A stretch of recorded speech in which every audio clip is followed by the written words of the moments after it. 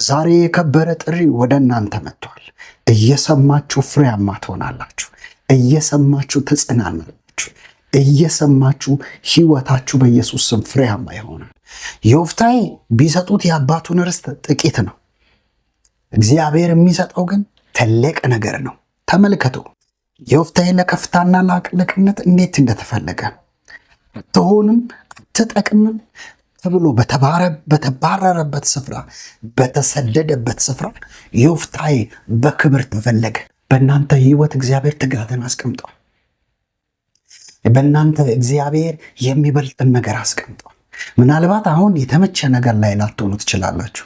እግዚአብሔር ግን በእናንተ ሕይወት ውስጥ የከበረን ጥሪ አስቀምጧል። በስራችሁ ላይ ስኬታማ እንድትሆኑ፣ ፍሬያማ እንድትሆኑ እግዚአብሔር በሕይወታችሁ ላይ ታላቅን ጥሪ ጠርቷል። ተዘጋጁ። እግዚአብሔር ከእናንተ ጋር ነው።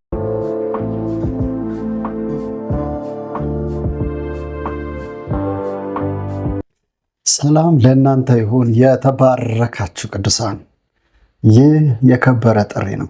ጌታ ኢየሱስ የተባረከ ይሁን። የከበረ ጥሪ በሕይወታችሁ ላይ እግዚአብሔር አምላክ ያየላችሁ ነው የሚፈጸመው። እግዚአብሔር አምላክ ለጥቂቱ አይደለም ለትልቅ ነገር ይጠራችኋል። አንዳንዴ በሕይወታችሁ ላይ ጥቂት ነገር ፈልጋችሁ በሕይወታችሁ ላይ ተጎድታችሁ ጥላችሁ ተሰዳችሁ ዋጋ ከፍላችሁ ልትወጡ ትችላላችሁ። እግዚአብሔር ደግሞ በምትኩ በሕይወታችሁ ላይ ያየላችሁ የሚበልጥ እግዚአብሔር አምላክ አንስፔክትድ የሆነ ያልተጠበቀን ነገር በሕይወታችሁ ላይ ያደርጋል። እግዚአብሔር የተመሰገነ ይሁን። እግዚአብሔር ትውልድን ይጠራል። እግዚአብሔር ቅዱሳንን ይጠራል። ወንድሞችን፣ እህቶችን፣ እናቶችን፣ አባቶችን የከበረ ጥሪ ይጠራል። ትውልድ እንዲባረክ፣ እንዲጽናኑ፣ ያዘኑ እንዲጽናኑ፣ የደከሙ እንዲበረቱ እግዚአብሔር አምላክ ትውልድን ይጠራል። ዛሬ የከበረ ጥሪ ወደ እናንተ መጥቷል። እየሰማችሁ ፍሬያማ ትሆናላችሁ።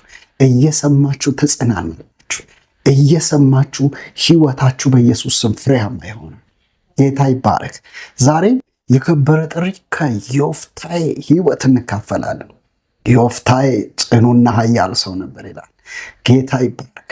ከዮፍታሔ ሕይወት ለከፍታና ለአለቅነት እንደተጠራ ለከፍታ ለአለቅነት መጠራት ይሆናል። ዮፍታሔ ለከፍታ የተጠራ ሰው ነው። ግን ምን አይነት ሰው ነው ለከፍታ የተጠራው? እግዚአብሔር በሕይወቱ ምን አደረገ? እንመልከት። በጌታ በኢየሱስ ስም አነባለሁ። መሳፍንት መጽሐፍ ምዕራፍ 11 እንዲህ ይላል። ገለዳዊውም ዮፍታሔ ጽኑና ኃያል ሰው ነበር፣ የጋለሞታም ሴት ልጅ ነበር። ገለዓድም ዮፍታሔን ወለደ። የገለዓድም ሚስት ወንዶችና ልጆች ወለደችለት። ልጆቿን ባደጉ ጊዜ ዮፍታሔን የልዩ ሴት ልጅ ነህና በአባታችን ቤት አትወርስም ብለው አሳደዱት። ዮፍታሔም ከወንድሞቹ ፊት ሸሽቶ በጦብ ምድር ተቀመጠ። ምናምንቴ ሰዎችም ተሰብስበው ዮፍታሔን ተከተሉት። በዚያም ወራት በኋላ የአሞን ልጆች ከእስራኤል ጋር ይዋጉ ነበር። የአሞን ልጆች ከእስራኤል ጋር በተዋጉ ጊዜ የገለዓድም ሽማግሌዎች ዮፍታሔን ከጦብ ምድር ለማምጣት ሄዱ። ዮፍታሔንም ና ከአሞን ልጆች ጋር እንድንዋጋ አለቃችንን አሉት። ዮፍታሔም የገለዓድ ሽማግሌዎችን የጠላችሁኝ ከአባቴም ቤት ያሳደዳችሁኝ እናንተ አይደላችሁምን? አሁን በተጨነቃችሁ ጊዜ ለምን ወደ እኔ መጣችሁ አላቸው። የገለዓድም ሽማግሌዎች ዮፍታሔን ከኛ ጋር እንድትወጣ ከአሞን ልጆች ጋር እንድትዋጋ፣ ስለዚህ አሁን ወደ አንተ ተመልሰን መጣን። በገለዓድም ሰዎች ሁሉ ላይ አለቃችን ትሆናለህ። ጌታ ይባረክ። እግዚአብሔር ሆይ እናመሰግናለን፣ ከፍ እናደርጋለን። አንተ የተጠሉትን ታከብራለህ፣ አንተ ዝቅ ያሉትን ከፍ ታደርጋለህ። እናመሰግናለን። ይህንን ቃል የሚሰሙ ቅዱሳን ወንድሞቼ፣ እናቶቼ የከበረው ጥሪ ወደ እነርሱ መጥተዋል። ፍሬያማ የሆኑ የደከሙ ይበርቱ፣ ዝቅ ያሉ ከፍ ይበሉ፣ የተዋረዱ ይክበሩ። እግዚአብሔር ሆይ በሕይወታቸው ላይ ልቀ እንድትታይ በኢየሱስ ስም ጸለይኩ። ክፉ ይመታ፣ በቀልተኛው ይታሰር፣ በኢየሱስ ስም አሜን። ጌታ ኢየሱስ የተባረከ ይሁን። ዮፍታሔ የልዩ ሴት ልጅ ነበር ይላል። የጋለሞታ ሴት ልጅ ነበር። ገለዓድ ሚስቱ ብዙ ልጆች ወንዶችና ሴቶች ልጆች ወለዶችለት። ዮፍታሔ ከእነሱ መካከል ጽኑና ኃያል ሰው ነበር ይላል። እግዚአብሔር የመሰከረለት ጽኑና ኃያል ሰው፣ የእግዚአብሔር መንፈስ የሚጠቀምበት ጽኑና ኃያል ሰው፣ የእግዚአብሔር አብሮነት ያለበት ጽኑና ኃያል ሰው። እግዚአብሔር የጠራቸው ጽኑና ኃያል ሰዎች ናቸው። እግዚአብሔር የጠራቸው አማኞች የእግዚአብሔር መንፈስ በእነርሱ ላይ ይሰራል። እግዚአብሔር የጠራቸው አማኞች ምንም እንኳን ቢጠሉ፣ ምንም እንኳን ቢገፉ፣ ምንም እንኳን በሕይወታቸው ከባድ ነገር ቢሆንም እግዚአብሔር በእነሱ ላይ ታላቅ ነገር ያደርጋል። ዛሬ ተዘጋጅ፣ ዛሬ ተዘጋጅ። እግዚአብሔር በእናንተ ታላቅ ነገር ያደርጋል። እግዚአብሔር በአንቺ በአንተ ታላቅ ነገር ያደርጋል። አሜን አሜን። ዮፍታሔን ስትመለከቱ ዮፍታሔ ጥቂት ለሆነ ርስት፣ ጥቂት ለሆነ ቦታ፣ ጥቂት ለሆነ ስፍራ ወንድሞቹ አንተ በአባታችን ቤት ልትወርስ አይገባህም፣ የልዩ ሴት ልጅ ነህ ብለው አባረሩት። ዮፍታሔም ከነሱ ሸሽቶ ወደ ጦብ ምድር ሄደ ይላል። ሸሽቶ ሄደ። አትወርስም ተባለ፣ ሸሸ። ነገር ግን የእግዚአብሔር ፕሮግራም በዮፍታሔ ጀመረ። ዛሬ ለጥቂት አይደለም፣ እግዚአብሔር ለብዙ ትውልድ በረከት እንድትሆኑ ጠርቷቸዋል። እናንተ ጥቂት ነገር ታስባላችሁ፣ እግዚአብሔር ትልቅ ነገር አይቶላችኋል። ዮፍታሔ ቢሰጡት የአባቱን ርስት ጥቂት ነው፣ እግዚአብሔር የሚሰጠው ግን ትልቅ ነገር ነው። ተመልከቱ ዮፍታሔ ለከፍታና ለአቅልቅነት እንዴት እንደተፈለገ። አትሆንም፣ አትጠቅምም ብሎ በተባረረበት ስፍራ፣ በተሰደደበት ስፍራ ዮፍታሔ በክብር ተፈለገ። በምን ተፈለገ? በክብር። አትሆኑም ያሉት ሰዎች፣ ያባረሩት ሰዎች፣ አትወርስም ያሉት ሰዎች፣ እነዛ ሰዎች ዮፍታሔን ለክብር ፈለጉት። ጌታ ኢየሱስ ይባረክ። ወንድሞቹ ገፉት። የአገሪቱ የከተማው ሽማግሌዎች የከበሩ ሰዎች ጠሩት። በጥቂት ሰው ተሰደደ። በታላላቅ ሰዎች ፊት እግዚአብሔር አከበረው። መጽሐፍ ቅዱስን በመሳፍንት መጽሐፍ ምዕራፍ 11 ቁጥር 2 ላይ ስትመለከቱ የገላድ ሚስት ልጆች ወንድ ልጆችን የወለደችለት ልጆች ባደጉ ጊዜ ዮፍታሔን የልዩ ሴት ልጅ ነህና በአባታችን ቤት አትወርስም ብለው አሳደዱት። ዮፍታሔም ከወንድሞቹ ፊት ሸሽቶ ወደ ጦብ ምድር ተቀመጠ። ምናምንቴ ሰዎች ተከተሉት።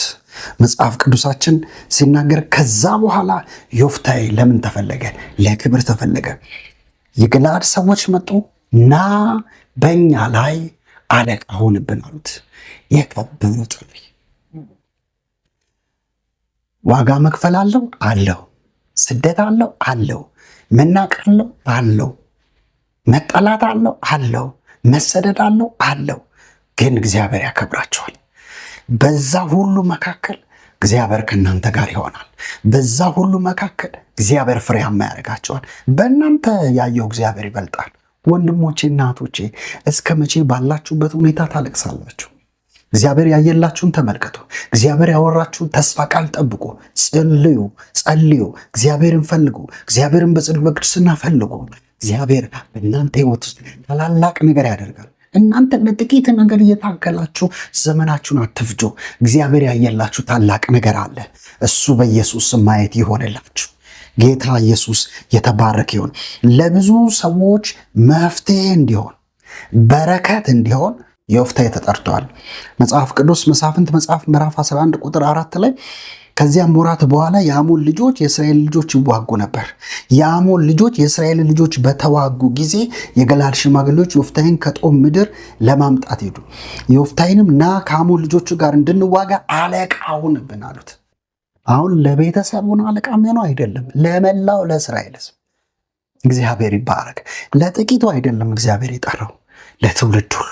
እግዚአብሔር ለጥቂቱ አይደለም የጠራችሁ፣ ለትልቅ ትውልድ ጠርቷችኋል። በረከት ልትሆኑ። ጥቂት ነገር እየሰራችሁ እግዚአብሔር ያየላችሁ ትልቅ ነገር እንዳለ መኑ። ጥቂት ነገር እየሰራችሁ እግዚአብሔር የሰፋን ነገር እንዳላችሁ እዩ። አሁን ባላችሁበት ስፍራ በኢየሱስ ስም አትቀሩም። እግዚአብሔር በእናንተ ትልልቅ ነገር ያደርጋል። ልጆች ያላችሁ በህይወታችሁ አንድ አይነት ነገር 30 ዓመት 40 ዓመት እየሰራችሁ ታሳልፋላችሁ። የተሻለ ነገር፣ ምክንያቱም በእናንተ ህይወት እግዚአብሔር ትጋትን አስቀምጧል። በእናንተ እግዚአብሔር የሚበልጥን ነገር አስቀምጧል። ምናልባት አሁን የተመቸ ነገር ላይ ላትሆኑ ትችላላችሁ። እግዚአብሔር ግን በእናንተ ህይወት ውስጥ የከበረን ጥሪ አስቀምጧል። በስራችሁ ላይ ስኬታማ እንድትሆኑ፣ ፍሬያማ እንድትሆኑ እግዚአብሔር በህይወታችሁ ላይ ታላቅን ጥሪ ጠርቷል። ተዘጋጁ። እግዚአብሔር ከእናንተ ጋር ነው። መንፈስ ቅዱስ በዮፍታሔ ላይ በኃይል ይሰራ ነበር። መጽሐፍ ቅዱሳችሁን የእግዚአብሔር መንፈስ በዮፍታሔ ላይ መጣ፣ እርሱም ገለዓድንና ምናሴን አለፈ፣ በገለዓዳውያን ያለውን ምጽጳ አለፈ፣ ከምጽጳ ወደ አሞን ልጆች አለፈ ይላል። የእግዚአብሔር መንፈስ በዮፍታሔ ላይ ነበር ይላል። የከበረ ጥሪ የተጠራችሁ የእግዚአብሔር መንፈስ በእናንተ ላይ ነው። እሱ ጋይድ ያደርጋቸዋል፣ እሱ ይመራቸዋል። የእውነት መንፈስ ነው። ፍጻሜያችሁን የክብር ያደርጋል። እናንተ እሱን ፈልጉ፣ ከእሱ ጋር ተጣበቁ።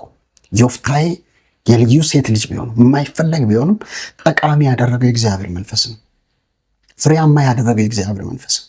በመላው ዓለም ላይ ይህንን መልእክት የምትሰሙ ሰዎች ዛሬ እግዚአብሔር ለከፍታ ለአለቅነት፣ እግዚአብሔር ለድል መርጧችሁ፣ እግዚአብሔር ወደ ጠራችሁ መሻገር ይሆንላችሁ። አይኖቻችሁ ይከፈት። ጌታ ይባርክ። እግዚአብሔር በተጠራበት በተጠላችሁበት አትሆኑም አትጠቅሙም በተባላችሁበት ስፍራ እግዚአብሔር ያከብራችኋል። እግዚአብሔር ያከብራችኋል። እግዚአብሔር በሕይወታችሁ ላይ ይሰራል።